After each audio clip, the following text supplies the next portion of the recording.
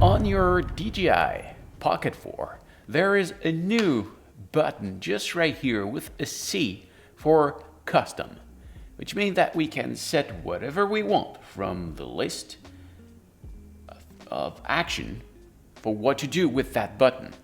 And to program it, you only need to press and hold the button to reach the custom button menu. And as you can see, there is a single, a double, and a triple press. So let's start with the single press because they don't have all the same feature. First one,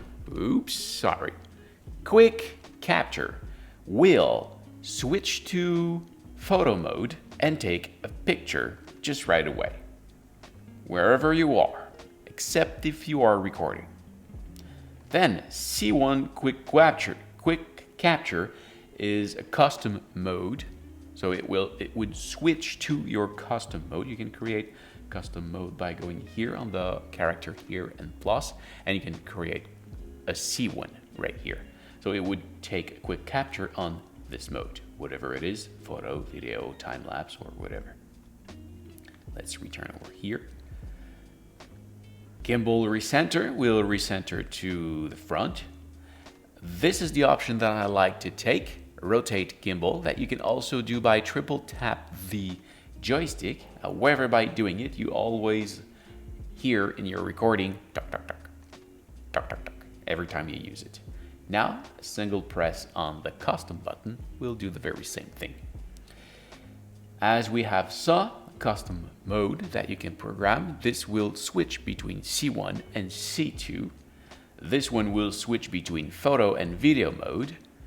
This one to joystick control zoom or tilt, meaning that if I choose this mode, here the joystick, as you can see, control the zoom. It control the zoom. But if I press here, you will see it will switch the mode over here to tilt. And now it control the tilt. If I press it again, it control the zoom. There we are. All right. What's next? If we return here to custom single press, fill light. The fill light is, if I select it, this light that you can add on top of your camera. Now, if I press the button, if I exit the menu, if I press the button, I can turn it on and off. You still have all the control on top of here, but on and off can be controlled with the custom button. There we go. So as I said, personally, the option that I like to have over here is the rotate gimbal. Personal choice. Then double press. I think it's the exact same feature. Yeah, so don't need to talk about it again. Personally, I set it to switch from C1 to C2. I've got an automatic mode and another mode that is at 60 frames per second. A 60th of the second for the shutter speed, because I record in 30 seconds and I can put ND filter on top. So that's why I'm using it that way. And finally, the triple press have fewer options. You got a choice between lock, unlock the camera direction, and follow or FPV.